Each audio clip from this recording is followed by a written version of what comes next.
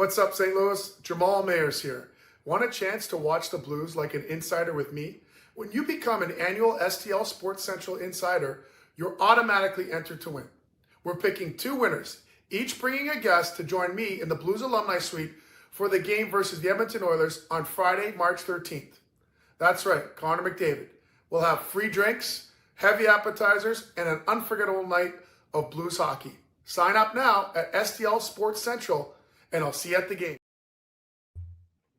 Hey, welcome to the Randy Karraker Show on STL Sports Central, presented by DraftKings, where the crown is yours. Matthew Rocchio, Randy Karraker, and it is great to have you with us as we traverse another day of sports here in the St. Louis metro area and around the globe. Coming up, we've got actually some interesting TV discussion for you, not necessarily TV, but consumption discussion in regards to the Cardinals in 2026 and beyond in Major League Baseball. We're also going to touch a little bit on Josh Schertz and whether or not he'll be in Missouri and at St. Louis University for the long haul. And we just got an email within the last hour or so, Matthew, that Missouri is going to sell the naming rights to their stadium. It's Faurot Field at Memorial Stadium. When they reach an agreement to actually sell the naming rights, they're going to remove Memorial Stadium from their name, and it's going to be whatever it might be, like 101 Sports Central Stadium with Faurot Field, or Faurot Field at 101 or 101. Come on, STL Sports Central. Kevin, I was wondering why you were doing that. I was like, what is happening right now? Buying it. We know that. STL Sports Central Stadium.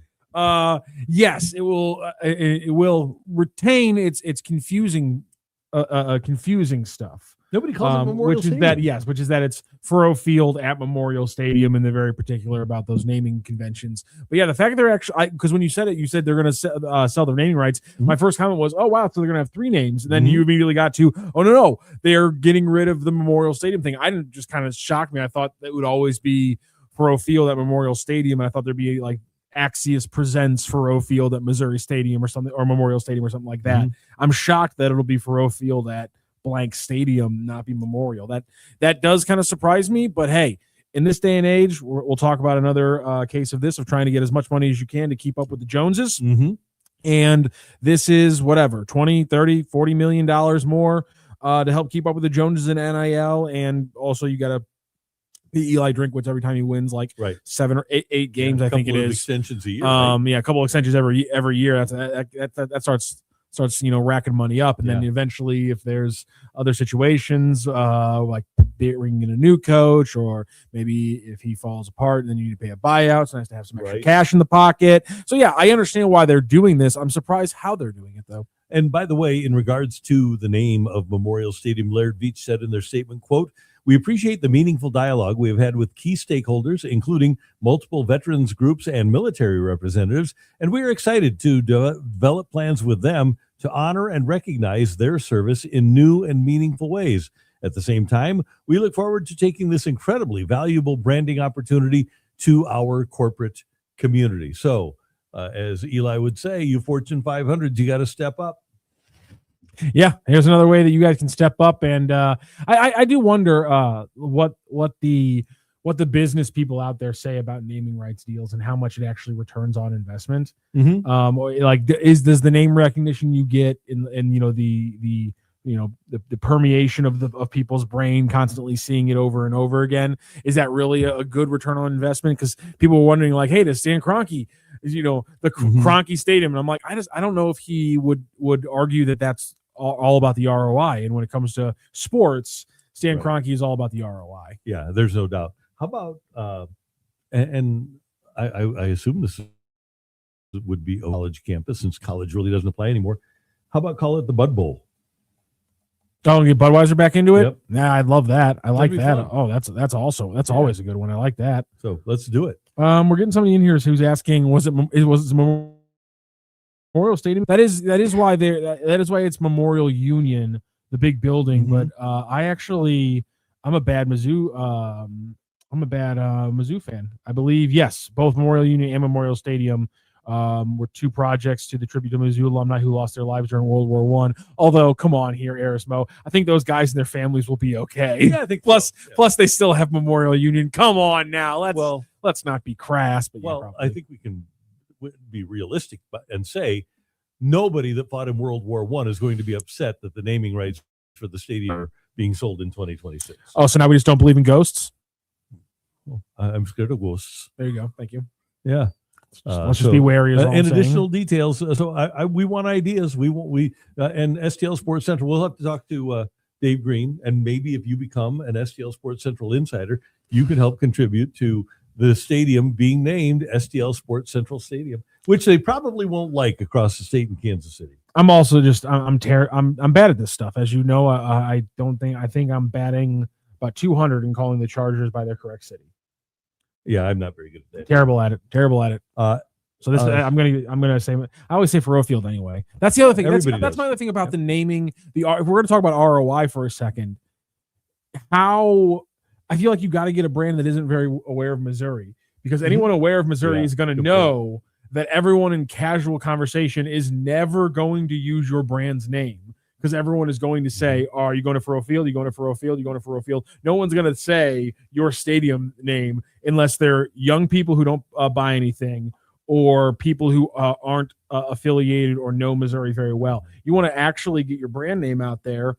I think this is going to be a bad move for somebody who knows their audience. Well, I'll tell you what, I would not utilize a business unless it's local. Like, I use Enterprise because they support my teams. Yep. I used TWA back in the day, Edward Jones, but I also will never use SoFi. And I do everything I can to not use Gillette because of the teams that they support. So sometimes it can be a good thing to have naming rights. I would think sometimes when you're an idiot like me, it can be a bad thing to have naming rights, because there are companies that I will not utilize because of their associations. But Randy, think about that. The only way you're pissing people off when it comes to Missouri naming rights is Kansas and Arkansas.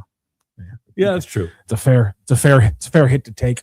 Yeah, you'll survive. So probably not going to be Walmart Stadium. If you have a name, I thought Scherzer Stadium would be good, but Max probably doesn't.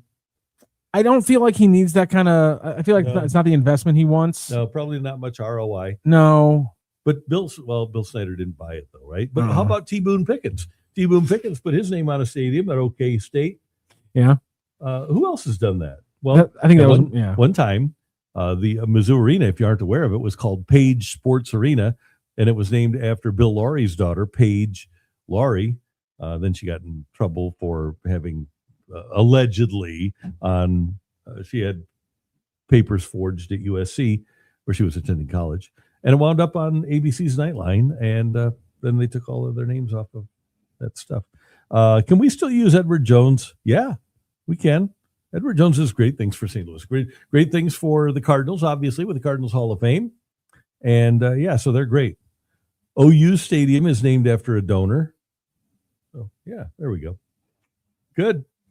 The Los Angeles Angels of Anaheim, in California. The Gaylord family Oklahoma Memorial Stadium. Yep. And see, that's my thing. They still call it the Oklahoma Memorial Stadium. It's just the Gaylord family Oklahoma Memorial Stadium. Yeah. And it's Owen Field, which again, that shows you though. I wonder if Oklahoma people all call it Owen Field. I guess you're a family member. It doesn't matter to you. The reason you're doing it is because you want to walk around as the largest, most badass family at every Oklahoma football game, which you get to because you have all of the money in the stadium's named after you. I wonder how much money Adolph Rupp is paying for the naming rights. You think it's pretty substantial?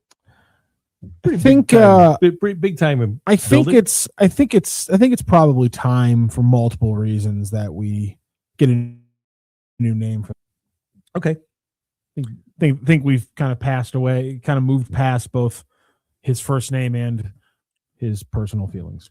Tor 710. How long do you think it'll take for the Cardinals to be a contender again? Actually, there's a piece up at The Athletic, and Katie Wu is one of the writers who used to write the Cardinals, obviously, and now writes the Dodgers for The Athletic. It's from Patrick Mooney, Katie Wu, and Will Salmon. They regard the Cardinals as the biggest loser of the offseason, and the last line of their missive about the Cardinals is, we'll check back in on baseball heaven come 2028. Oh, that was unfortunately correct. Yeah, 2028 is a pretty good gauge. Yeah, we got Tor 710 here says, how long do you think it will take for the Cardinals to be a contender again?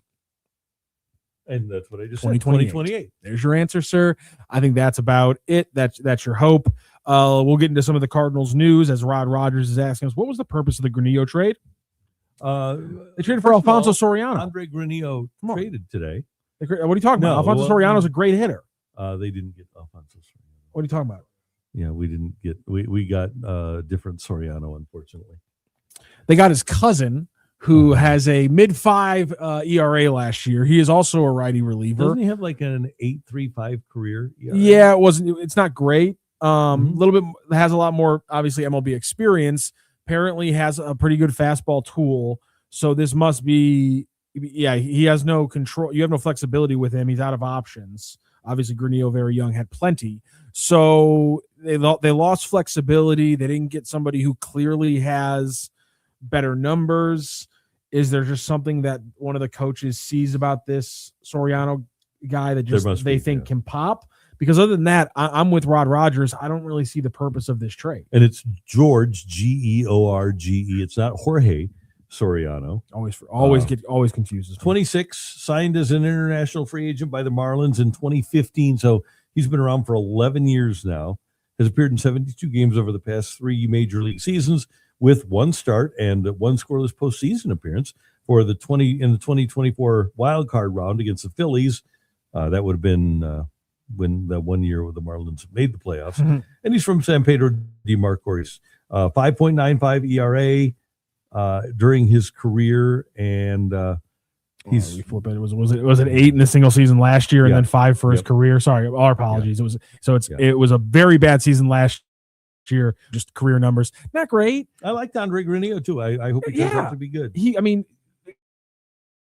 Granillo's one of those, when somebody puts up such big numbers like he did in the minors, it's always one of those things where it's like, is that a real thing that we should use as a boon, or is it one of those things where it's like, why did it take you that many games? Why did you have to force the team's hand to call you up? And it's usually because maybe the especially nowadays with how analytics rule the roost, it's usually because your numbers don't pop out that there's anything incredibly tooly about you, and so you just got to prove that you have just the glut. And I think that might have been the thing with Granillo, which is that he was a solid pitcher, but there was nothing about his game that really made him, that was going to make him a long-term MLB pitcher. And I guess there's something here with Soriano where they think if we can fix that, he can give us something this year or cheaply as another option. And they're looking for swing and miss. Every move they make for a pitcher is going to be for swing and miss. Exactly. At least a younger He's got the fastball pitcher. And so he does have that. And like Matthew said, his cousin is Alfonso, so maybe you can get him going. Jay Reinegade says, my brother and I think Soriano might have better upside with the heat he throws. That's got to be the only that's the only door that opens in this little circular logic room we're in of how figuring out where this trade makes sense. Everything else is closed. It's not youth. It's not options. It's not flexibility. It's not a lefty righty thing. It's if they would have made this deal with 4 or 5 different lefties that are at the back end of the 40-man roster, I would have been like, oh yeah, get another righty arm instead of a lefty. Right. That would have been one pretty explainable thing for the numbers and the age and the youth and all that stuff. It's just got to be that one thing I think you've locked in on at Jay Renegade. Yeah. So and you, Mama, bottom line, in Heim Bloom we trust. There you go. Yeah. There you go. Skyboy says he didn't really think that much, or they obviously didn't think that much of Granillo. Yeah. If you have the flexibility and it's no other huge shifts, there's going to be a reason. The great one says Bernie made a big deal about the Cardinals not having an all-star. I'm curious, isn't every team still represented in the all-star game? Yes, but we're all smart enough to do the math on the fly here and call when it's that all-star and when it's a guy who clearly didn't deserve it. We can all call the spade the spade. I mean, it's the same thing when a Gold Glover plays 23 games in the field and has a Gold Glove for that season. You go, okay, we all know that we can all be smart enough to put our own little asterisk on that without it being needed. And if the Cardinals have everyone hitting or pitching about their expectation level, it'll be probably one of the pitchers, and it'll be fair to say, is that really an all-star? Right. And unless Wynn turns it around. I mean, Wynn made 3 errors last year. He won the Gold Gloves. Did you see that video that broke it down? That essentially you can probably even blame those 3 errors on Contreras at first base. Yep. He almost had essentially a perfect season at shortstop. Fascinating stuff. Yeah. So they might have a legitimate all-star. I like this question, and I want to answer this from is it Tor 710? Mhm. Who would you think would be a good fit as a right-handed bat? I'm thinking Aaron Judge. I think that he would be Randy. What? Randy. Would he not be a good fit as a right-handed bat? He'd be a good fit. I think he means available. Oh, Which means the never ceiling is mind. Andrew McCutcheon. Okay, It's Andrew McCutcheon, yeah, there you go. 39-year-old, good guy, been around. I think that'd be a good one. So you're not with me on Aaron Judge. How about I would love it. How about? Oh, okay. So you want the Cardinals to spend money? Okay. Honestly, give me the best left-handed hitter. I'll take him as a righty on this Cardinals roster, and I'll take a good shot with it. Okay. How about Mike Trout? Yes, I think so. You take Mike Trout? Yeah, I think so. Okay, let's do it. I don't know. He's a little injured. Yeah, but Seems a little still, risky. let the DeWitt spend some money. Well, no. Hold on a second. I got to see what Victor Scott II has this year. I can't block him at center field. No, Trout's a corner guy now. Okay, that's fair. That's a good point. Yeah, I need that left field. You're right. yeah, we can play him in left field. Yeah, I'm not trying to get greedy, Wilson. I don't think Otani's a lefty. we batter. don't We got need enough left-handed Ohtani with bats. that many lefty bats. Look at all the young pitching this team. You're going to take away starts for Dick Fitz. You know what? You make that phone call to Chip Carey that he gets to call less Dick Fitz starts now because you want to trade for Shohei Ohtani. You make that phone call. I don't want to make that phone call. I wonder if Dick Fitz will get relief from Pushard.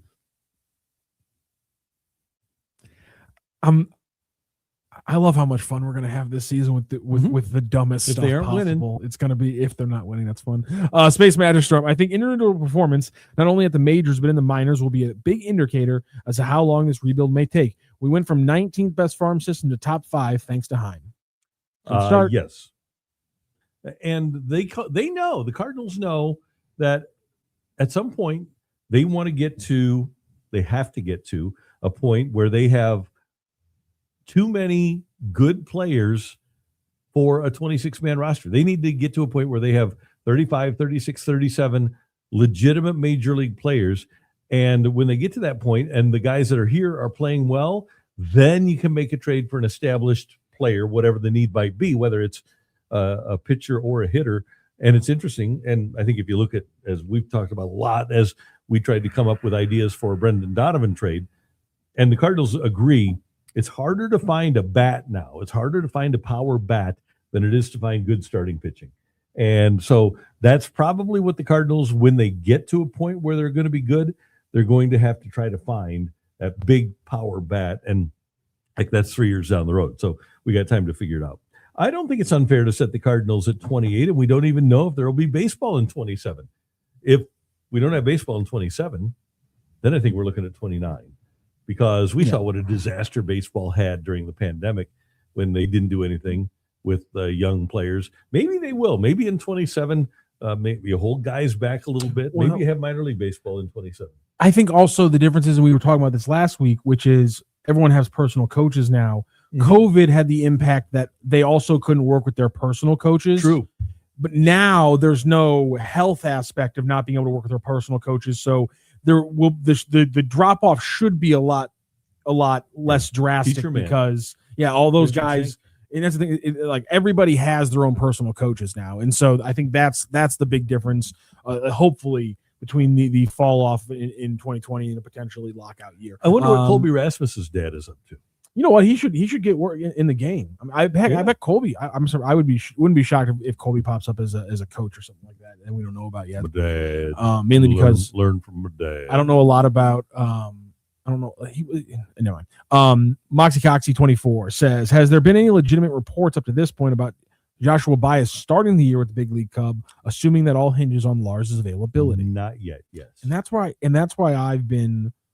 we've been talking so much about a right-handed outfield bat, is because without him, we don't really know what the move is in left field right now. But I just think it would shock me with how much Baez made a jump last year. I don't think you want to push him forward. And obviously, the big question will be, I mean, if he blows the cover off the ball throughout spring training, I think a conversation would have to happen, especially if Lars Nootbaar isn't available. But I think part of the conversation will be, I don't care how good Willie hits now, I need to see 2-3 months in AAA. And that's one of the things that with Larry Day in charge of the minors and Rob Cerfolio, I think they want young players to be seasoned enough to get here and stay here. And the Cardinals, and Chaim Bloom kind of alluded to it in talking about Herrera, and the Cardinals, we all know they rushed a guy like Jordan Walker. I don't think that they want to rush players anymore. I think they want to have products that are pretty close to being ready when they get them here on the major league scene. And I'm pretty sure that after 6 weeks of spring training, Baez is not going to do enough to show the Cardinals that he has enough experience to be a major league hitter. I mean, conceivably, if he shows a real maturity at the plate, pitch selection, decision making, those kind of things, there's no reason why they would hold him back. But that's a very subjective thing, and he's going to have to show a lot. Is the point? And the point is that you should not expect in any way, shape, or form that that's going to happen. He's going to have to do some really special things. And again, the reason why I qualified my first answer with because of the jump he took, I think it's fair to say he's not going to take another huge leap in another such a small time frame. I think that's the point I'm trying to make, and why, even if he does have a good 6 weeks, I don't think it would be wild if he really jumped that much as a hitter to show them enough in those 6 weeks from the maturity point that they're not overexposing him. Because this is a team that didn't do it, but was part of the group that's, at least some of them, guys like Ollie, they saw what happened to Jordan Walker, and I think that's making him a little wary. Well, and the other thing it is about this is that it's hard to be playing after about the fourth inning of a spring training game and face the kind of pitching that you'll face on opening day or during the course of the season, because you're going to have a bunch of other minor league pitchers that you're going against if you're playing deep into spring training games. So I think that's another part of it, is that you just don't have the opportunity like you used to have when pitchers were getting ready to gear up to go 7 innings on opening day. Now nobody ever goes 7 innings, and you just don't get that opportunity to go against the best of the best. I'm really people are locked in on seeing any bit. I think just the fact that the title of today's show is First Cardinals Notes from Jupiter. We have people are locked in on today's show, and I'm really happy because, man, Cardinals baseball, you guys are going for a great one. I've seen this before. I don't know why though. Does Walker's spring training determines if he starts at AAA? No. Or I think he should be there anyway, or he just sets into the majors regardless. There's no way you move him down to face AAA pitching. Nothing about facing AAA pitching is going to make him a better hitter. Is going to let you know if he's a better hitter. He's got to sink or swim. Bottom line. That's exactly what they want to find out over April, May, June, first half of July until the All-Star break.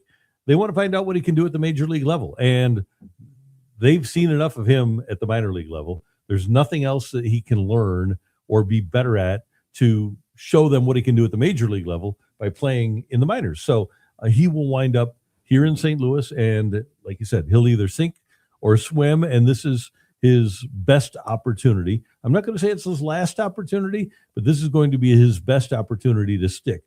That being said, let's not forget, and we brought this name up before, and it's a name that the Cardinals will bring up to you as well, and that's Joe Adell. Oh, right?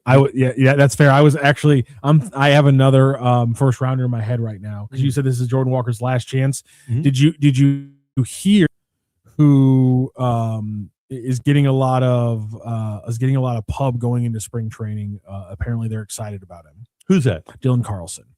Who's that? Who has him now? I believe he's still in Baltimore? No, I think he's switched. Why am I blanking on where he's going? I literally just saw something about Dylan Carlson. And I was like, oh Jesus, they're feeling good about Dylan Carlson, former first round pick, and the Cubs. Duh, my bad. Oh, there you go. Okay. And apparently they're liking how he's looking, and they're thinking they might have found something with a little bit left in it. And I'm like, God, if that actually happens, that'll be hilarious. And just you saying Jordan Walker's last chance, I was like, first round pick, last chance, years later, still has all the talent in the world.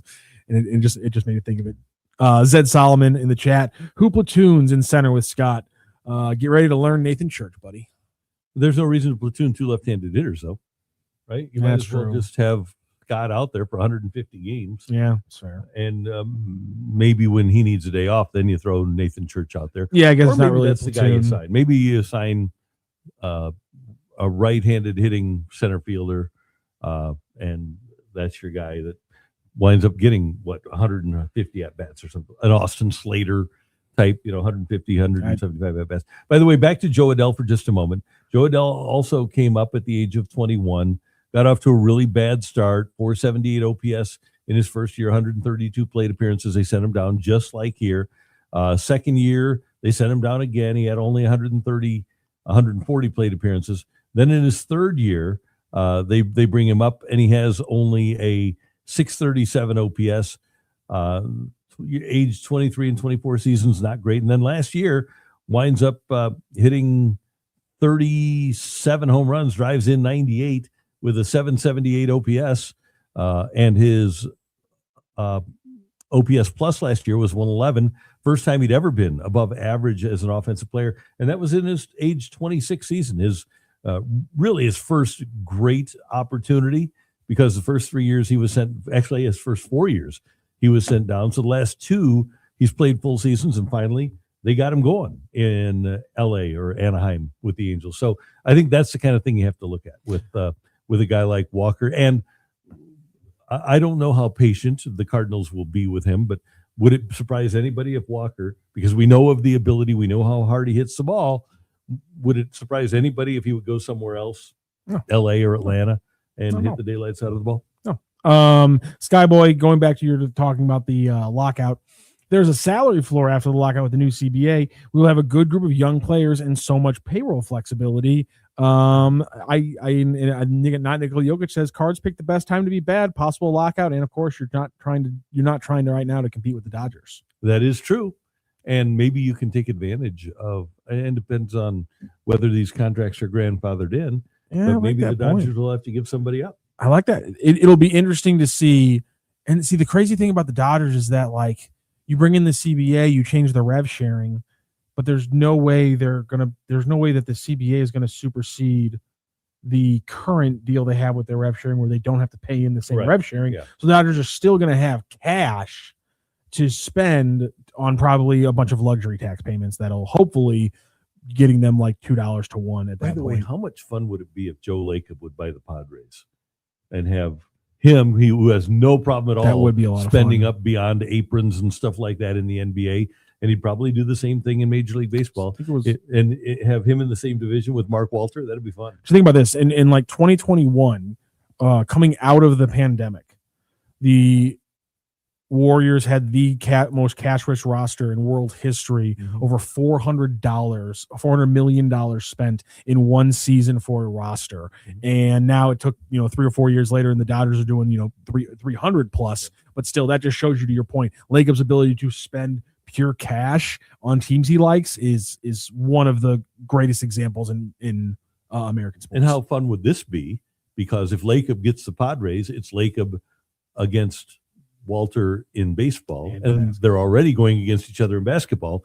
Once they're rid of LeBron in LA with the Lakers, they'll spend up to every apron and beyond, because Mark Walter, again, doesn't care about spending money, which is great. I like how you use the phrase "get rid of" with LeBron. Well, that's where they once are. They're rid of him. I mean, he's still producing at his age. He's producing at a high level. The thing with LeBron now, it's not a well-constructed team necessarily. It's not, and he's not a guy that can give you 6 months of basketball. No, he's going to take some play off. May and June too. Yeah, he's going to take some off. Let's keep running through these chats because you guys are killing it. Let's get to as many as we can here. Is it true for the first time since 1904 the Cardinals do not have a player or coach on the roster that is a Hall of Famer? I think it might be 1909. Still, Jesus, Lord Almighty, that's a long time. Yeah, I think in 1909, I think they acquired Miller Huggins, and he didn't make the Hall of Fame as a player, but he made the Hall of Fame. I think it's like 1914 for a player. And by the way, they didn't have a Hall of Fame player when McGuire was here in like 99, 2000. After Ozzie was gone and Eckersley was gone, I don't think in those 2 years, because McGuire didn't make it to the Hall of Fame. He should be, but he didn't make it to the Hall of Fame. So I think in those years, Tony might have been their only Hall of Fame. My favorite thing going in this show is that Taco Dell will jump in randomly with just his thoughts on the latest thing he's eaten, and he says ham and cheese hot pockets are pretty good, folks. And I just really appreciate his drop-ins, and I like to share them when I can. It would be the dumbest thing ever for both sides and both sides within each side not to settle this timely. Enrico, thank you for acknowledging the sides within the sides. You're the best. Yeah, I agree. But these have been known to be pretty stupid people in the past. Every single Major League Baseball versus MLB-PA battle has been contentious, and I don't think that Manfred is a good guy to negotiate for baseball, and I don't think Tony Clark is a good guy for the players either. I think they got the wrong people in there. DSG, park for free. You wonder if Chaim Bloom is factoring a 27 work stoppage as part of his rebuild plan. I believe he is. I don't wonder. I believe he is because he's intelligent. He knows what he's doing. So not only do I believe he is, I'd be willing to bet a lot of money that he is. Well, here's the other part of it. Because how is he not? Look at what the Cardinals were last year when they had 4 high-priced players on their roster with this group. You had Arenado, you had Contreras, you had Gray, and let's just count Donovan because he's at $6 million. They didn't help you win.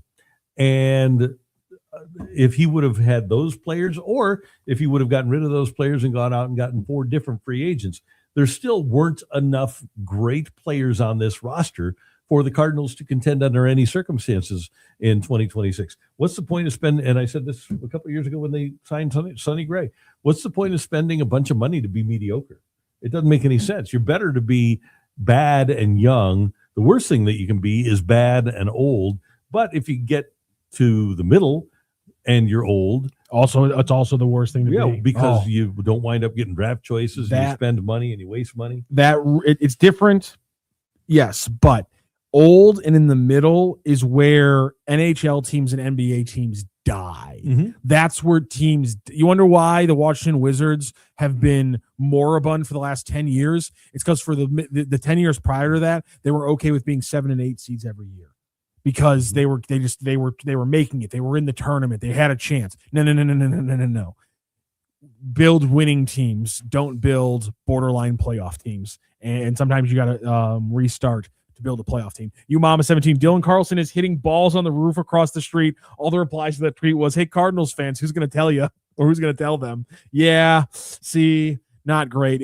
I saw it and I was like, I swear to God, if he pops, and I completely forgot it was the Cubs, just the idea of Dylan Carlson popping as a major league hitter would, there's a contingent of Cardinals fans who will be furious. Yeah. Do you think, by the way, that it's fitting that the Cubs stadium in Mesa, Arizona, Sloan Stadium, is named after a toilet company? Doesn't that just fit? Ever since the White Sox put an arrow pointing down on their stadium, pro stadium, I was like, yeah, I think we've crossed all ridiculousness. Well, at this point. The thing is with Wrigley, which is a fun place to go for a weekend, and they've done a lot of upgrades and they've done a great job of building around Wrigley, and there's a lot of cool stuff there. It still smells like urine. It does. DSG Park for free. This is an easy answer, I think. If you were to tell a fan what player's name and number they should get on their card jersey for 26, who would that be? Listen, who is the most like stylish, young, talented, good-looking guy on the team with a cool last name, a good number, and who's going to be here for 10 to 12 years? Weatherholt? No, it's Mason Wynn. Oh, how are you not? I mean, the Mason Wynn jersey is fantastic. It's 0. It's the name is Wynn on the back. Mm-hmm. He's a good looking cat. It's got to be Mason Wynn. Okay, I'm good with that. Weatherholt's a very good one, but buying a jersey again before a guy sees major league pitching, I'm just saying, it shouldn't be a risk. Okay. It honestly does not feel like a risk. But this is where we get bitten. This is where we get turned around. Randy, is when we're so confident that something has to happen. And yes, everything points to JJ Weatherholt is going to be a at least solid or above average MLB baseball player. So do you give him Weatherholt's good? Weatherholt's is he 22? 22, okay. Is it 22 or 27? I think it's 22. Yeah. What number for what? He was Weatherholt? 27 in the minors last year. He was 27 in the minors last year. Yeah, but it looks like he's 22 now. That's a good number for him. 22 is a good number too. 22 is a good number. 0 is such an elite number. It is. Especially what if you have a number 1 Ozzie Smith jersey and then you pair it with your number 0 Mason Wynn? Oh, come on. Also, I love the last name Wynn. WIN. I mean, it's such a good thing to have on the back of a jersey overall too. That's I would go with the Mason win one. Okay. All I do is win. Enrico Palazzo, Scott, 60 stolen bases or bust. I'm with you. Yeah. I want him to get 100. There are 3 pieces of news out right now from the Cardinals, or from the Cardinals reporting. And one of them, the Cardinals have officially announced, that's the Granillo trade. And the 2 things, Jeff Jones has it. Derek Gould has it. Those are the 2 people. I'm sure other reporters down there very diligently working also have it as well. By the way, STL Sports Central's, that's a very good question. STL Sports Central's Joe Roddick is going down today, so we'll have some reports with him starting tomorrow, and then throughout all the way through next Tuesday. Reports live from Joe Roddick here on STL Sports Central from Jupiter. But there are 3 pieces of news. Okay, the Granillo one. The other one that I'm dating pitcher movement, and that is today during the bullpens, we saw Durangelo Sanger move from both the left side to the right side of the pitcher's mound as he was working from both the left and the right side today in his bullpens. And the third piece of news, why I'm bringing this up right now, is Victor Scott II Prexen bunts. One-handed bunt drill. One-handed bunt drill was the first thing that either Jeff Jones or Derek Gould put out, other than the reports of the construction and things around. The very first baseball player I saw doing anything in anyone's feet for spring training was Victor Scott doing bunting. I wonder if they had Bunny Mick down there. Back in the 80s, Whitey brought a guy named Bunny Mick to camp to teach bunting. Okay, that's fantastic. Bunny. How is he didn't do a very good job. How is his nickname not Bad Bunny? Oh, I was gonna say, how is his nickname not like Bunting Bunny Mick? Oh, it should have been. Yeah. But I had a feeling when I saw that picture, I was like, Randy's going to absolutely love this news. I love it. Yep. That's what we need. We need to manufacture runs, right? So I'm all for moving the fences back. You guys know that. Why can't Wynn play third base with that arm? He's the best defensive shortstop in baseball. Shortstop is a more important position than third. He could play third. He absolutely could. He's the best shortstop in baseball. So use him there. I think that's fair. Dwight STL says, do we really think Fermin is the starting left fielder, assuming Newt isn't ready? Here's my question. Have you been in my head to see my nightmares lately? No, I don't think so. I think there's another plan if Newt isn't ready to go. I just don't know what it is yet. Yeah. You can't have Fermin starting against Tampa on opening day.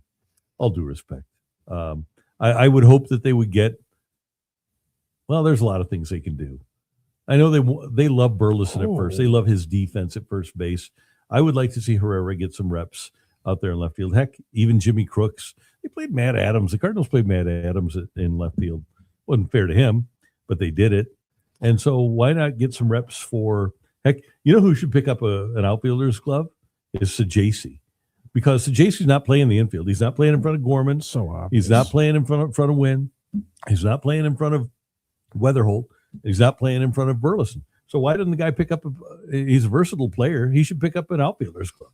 Jay Robert says, with the pending lockout, do you think there are any teams that couldn't survive a long work stoppage? What effect would you see it having on Major League Baseball? I'm going to expand this a little bit because I don't think it would happen, and it definitely wouldn't happen I think we're past the point in the major 4 leagues where one of the teams could fold. I think we're past that point. Like NFL teams quite literally print money at this point.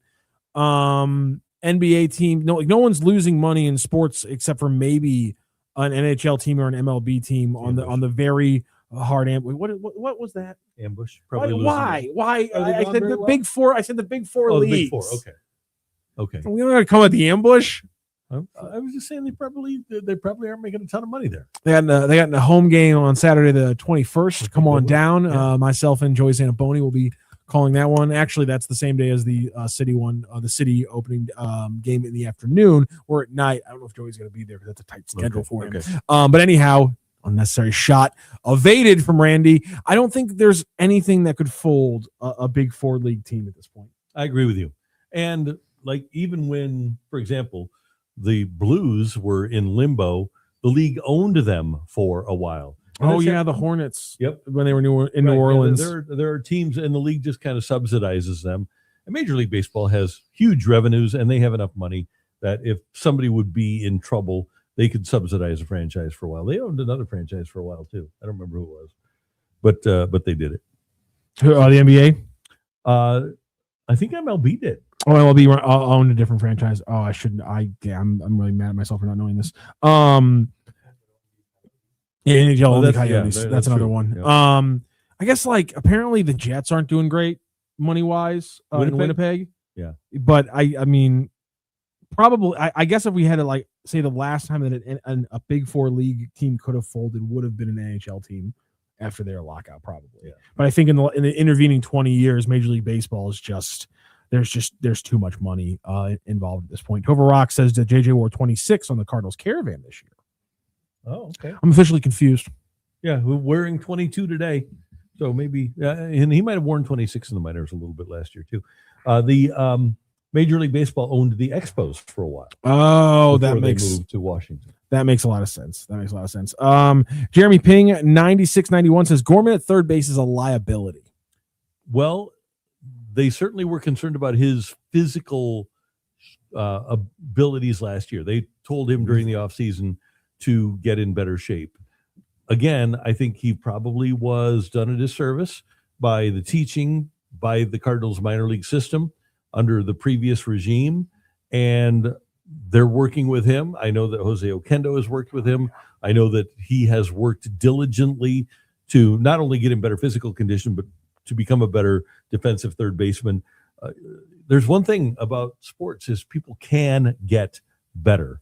And I'm not ready to say that Nolan Gorman, probably after less than 50 major league games at third base, I'm not so sure that I'm ready to judge him as a liability or as a positive yet. But I've seen a lot of players get a lot better over the years and wind up being pretty good players. You know, a guy like Juan Soto. Juan Soto was thought of as a liability and then played Gold Glove quality defense a couple of years ago for the Yankees. And now he's thought of as a liability. I know, listen, we've been very spoiled with third base defense since the turn of the century with Scott Rowland and Nolan Arenado. There's no doubt about that. Love Scott Rowland, my favorite player. One of my favorite players when I was growing up. Love me some third base defense. But if Nolan Gorman hits the ball, I will lean back on our good friend Greg Amsinger's one of the first comments he ever made to us about Nolan Gorman. When people ask me about Nolan Gorman's defense, I'll say, man, that guy can hit. So as long as he's back to hitting almost 30 home runs or hitting at a rate that is similar on less at bats, if they want to platoon people in there, I don't care what his defense is at. Obviously, there's a point where it gets egregious, but I just need a power hitting bat from that spot. If he can do that, I'm back to Greg Amsinger's. His defense, man, that guy can hit.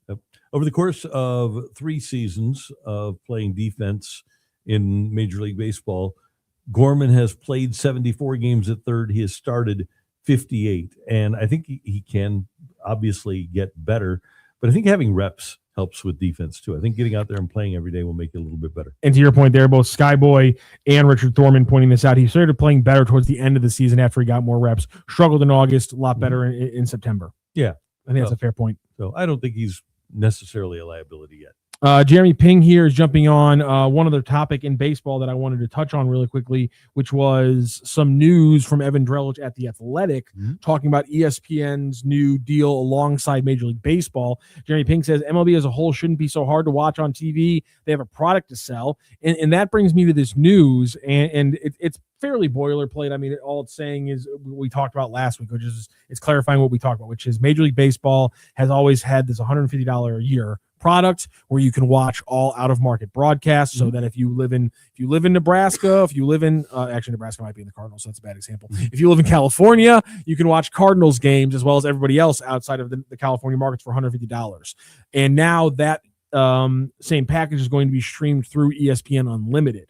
The one thing we did get clarity on through both MLB.TV through both and ESPN. But if you already have ESPN Unlimited, this way it kind of makes sure you don't have to go to a completely different website every time. Streamlines things. Also, this is a little bit of a ploy from ESPN because if you do it through them, you also get a free subscription to ESPN Unlimited that you then have to go and cancel if you don't want ESPN Unlimited because it auto renews the next month. And there's a quote in Evan Drellich's piece where an executive from ESPN says, part of this deal is we really want to bump up our numbers on ESPN Unlimited, which seems kind of like it's a really weird, like, ghost way to do it. But anyhow, the big thing for me that jumps out, hence the title I've put on this segment, Randy, is at the very, very bottom of this piece.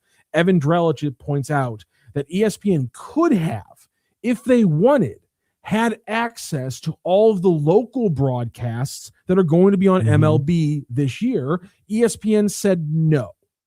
And that seems to me like a huge miss because of commenters like Jeremy Ping who are saying this is too confusing. Imagine if ESPN could have gone to everyone and been like, it's not confusing anymore. Do ESPN Unlimited. You want basketball? You want all your college sports? How about your Cardinals? There it is. I don't care where you're living. I don't care if you're in Utah. I don't care if you're in California, Florida, New York, or Chesterfield. You can watch Cardinals baseball using the ESPN Unlimited app. Why would they leave that on the table? And the ESPN spokesman said, we'd certainly like to be in a position to better serve fans on a local basis. And I think that the anchor tenant to doing so is with live games. That's a pretty significant element of this deal with MLB. And then where that takes us in terms of how we better serve those audiences beyond the live games themselves in those local markets is to come. It's an exercise in prioritization, he said. We thought it was important to focus on the MLB.TV full season and monthly package for all teams, and are getting that up and running now. So I think they probably just didn't want to bite off more than they could chew. Yeah. Because you got a month. Yeah, a month before you get things going, a month and a half before you get things going. And I think coming up with 15 different televising plans in 15 different markets might be a little bit, even for ESPN, overwhelming. And Skyboy's point, it will be in the ESPN Unlimited app next year, to my understanding. Yes, they are doing it next year. My point is they had the option to do it this year. To Randy's point, maybe it was a little bit, they bit off a little bit too much they can chew. But also, it's really interesting to me because this gives all the teams, save for the Braves, who left FanDuel, it's going to give them all a year of kind of having no interruptions to kind of selling their deal that more than they normally would have. And this would have offered another way for people to offer in-market games. So now it gives them a year to really test things out and get a pretty good market and figure things out. And I just wonder if that's going to be better or worse for Major League Baseball. It could push them further to MLB and say, listen, look how tough it was for you guys to sell that 1 year of your team. You really want to come over here and let us handle all that. Or the numbers could say we got to go out on our own like the Braves did. I think it's interesting that it's happening this way. It sucks, in my opinion, for in-market people who have been using MLB.TV or don't want to pay the Cardinals directly and would rather do a service differently. It sucks for them, but it is good for all of us around the game because it's going to answer and ask a lot of new questions. Yeah, and by the way, we've heard a lot about the possibility, at least we've expressed the idea of a possibility of the Blues and Cardinals getting together. And we thought, okay, well, MLB wants to have all their teams. MLB is going to produce Detroit Red Wings telecasts. So the Red Wings and Tigers are going to be under the same umbrella of Major League Baseball. So it's not out of the realm of possibility, I would think, that the Blues and the Cardinals could team up under that MLB umbrella as well. And you use a lot of the same people. A lot of the same people live here. They're contractors, talking about stage managers and camera people and behind the scenes people. So maybe that's something that the Cardinals will take to MLB and say, hey, if you're doing it with the Red Wings and the Tigers, why not try it with the Blues and the Cardinals too? Yeah, that's fair. I think that's that's a fair jump. It's going to be interesting to see how the money works for everyone in this way. Yeah, and by the way, MLB is going to have at least 14 baseball broadcasts this year, so they'll be able to get their feet wet too and figure out, okay, what's the best way to do this? St. Louis is different than Kansas City, is different than that's my thing. Is like San Diego or whatever. I just don't know if a non-regional approach to baseball works. I just don't know if a fully national NFL kind of scope is going to work with baseball. It's just and maybe it's just this entire idea of baseball being regional is just waiting to be proven wrong by the right model.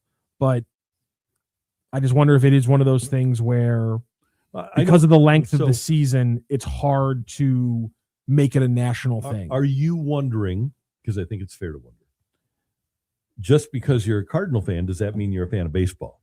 Like, I think 95% of Blues fans aren't really fans of the National Hockey League in general. I think hockey's the same way. They aren't watching Vancouver and the Rangers on Tuesday night on TNT. You like your Blues. When the Blues season is over, the hockey season is over. And I think there are a lot of people that are that way with baseball too, that they like their team, but do they really want to tune in to watch Greg and Dan Plesac and Harold Reynolds talk about what's going on with the Boston Red Sox? There's just something about, and maybe it's because basketball and football, we have college teams that we all care about. And so that's why those sports feel more like a national connection, where you want to know what's going on in California in the NBA a little bit more than you do, or more casual fans want to know what's going on with a California team than you do with baseball or hockey, because and maybe it's just also the barrier of entry to like playing hockey and baseball is a little bit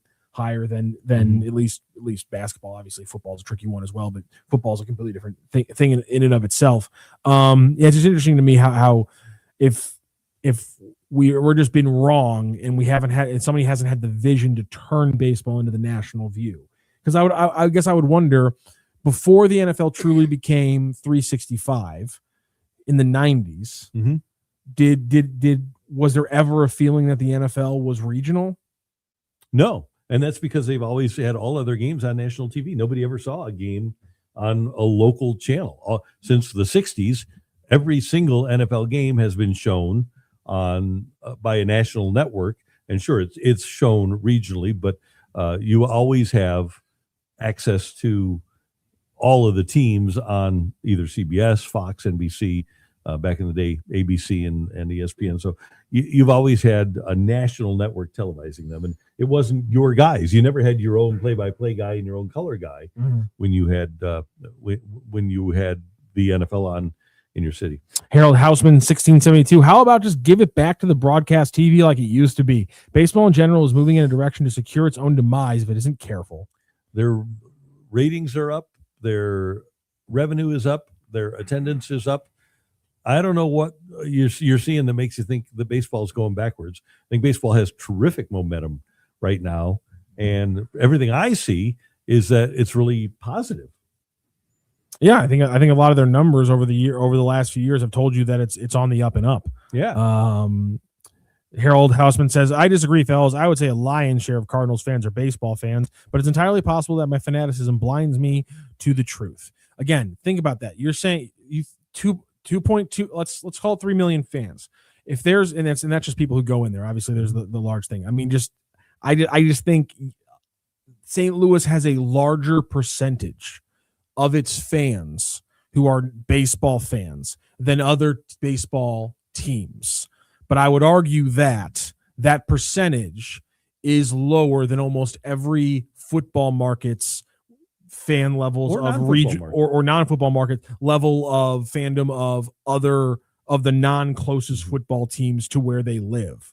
And that's our point, is that St. Louis probably has the highest level in baseball. But when you compare that average level in baseball to the NBA or, again, the king, the NFL, baseball is falling on average below those two, higher than hockey, but probably closer to hockey. And I just think that if you look at it, and part of it is the immense popularity of the NFL, and it's not fair to compare other leagues to the NFL. But if you go to Schnucks and say, okay, name me 5 members of, maybe let's not use the Seahawks because they just won the Super Bowl.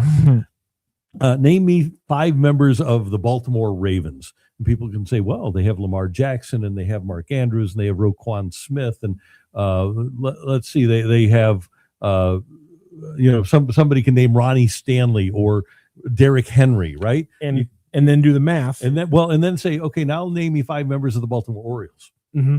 And I think it's much more difficult because of the scope of the NFL for people to know about baseball. And I think even relative, I think if you ask people to name them one member of the Baltimore Orioles or name them one member of the Washington Wizards, I think you're going to get more people who can find one member of one of the worst and most nondescript franchises in basketball. AD. I think people can probably find one player on that team more so than they can the baseball team. Yeah.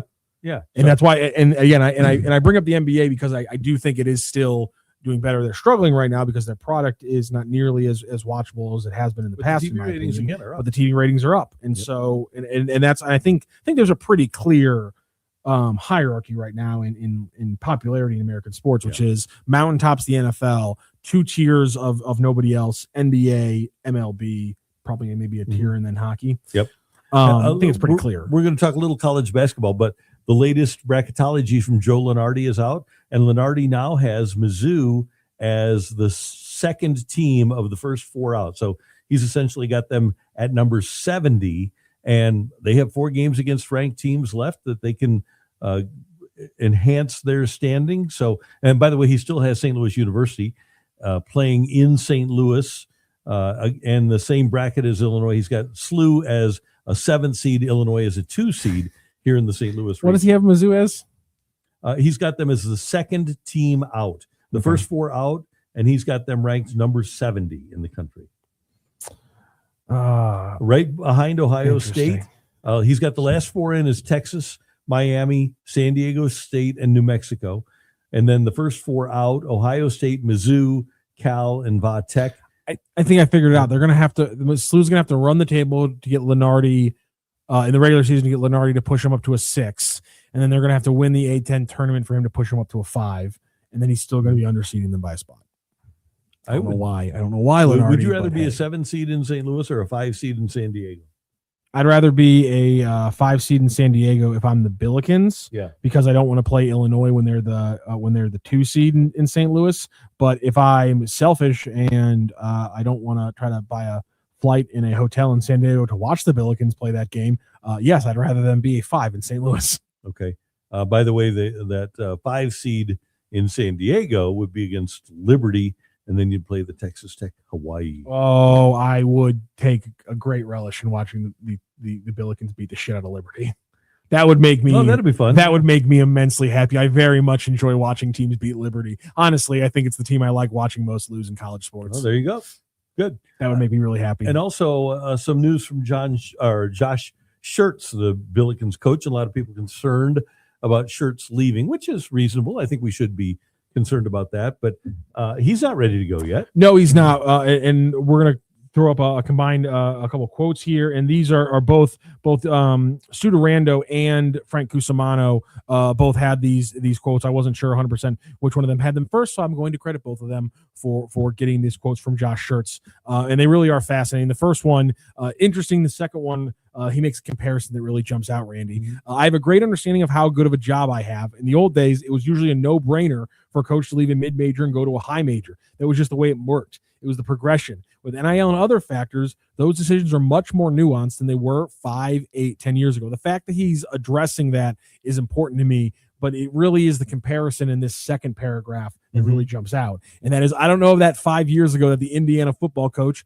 obviously Signetti, would have stayed as opposed to going to Michigan or Penn State, but this is a new world. Programs can decide who they want to be. There's nothing preventing St. Louis from becoming an elite top 25 national job. Are we there yet? No. We have to do work, absolutely. And I'm going to go ahead and read for Josh Schertz the subtext of that earlier thing. This is a new world. Programs can decide who they want to be. So, SLU, what kind of program do you want to be? Right. And now's the opportunity. They have a new president, and hopefully he realizes that.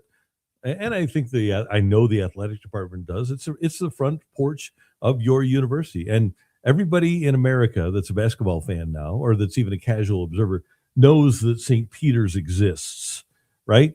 And the only reason that we do, and the same with UMBC, is because of the NCAA basketball tournament.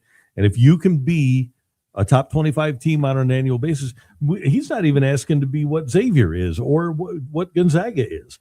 Just not yet. Top 25 on a regular basis. And if you build, especially now, with that building and with the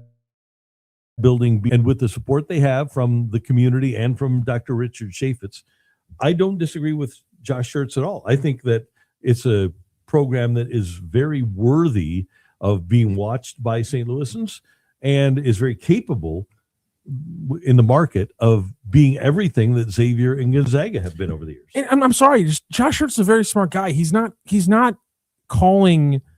making the reference there to Signetti at Indiana just to make a good quote for us to talk about. He's making that because it's a real tangible thing. And again, I think he's not shot across the bow. He's sending a message though and saying, look at what just happened there. But look at the stories that when we talk about Indiana, what do we talk about? We talk about an NIL budget. We talk about owners who came to play after 1 year of success. This would be a very Indiana-esque moment from the Billikens if they run the table.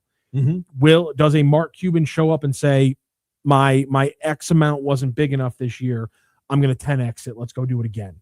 That's going to be the big question. Like I said, he put the question there. What kind of program does SLU want to be? It's not just Chris May in the athletic department. The question now goes to the donors and the people in power around the university. What kind of basketball program do you want to be? Do you want to actually push the Big East to bring in the St. Louis market? Do you actually want to build Gonzaga on Gonzaga of the Midwest? Heck, do you want to build Metropolitan Creighton?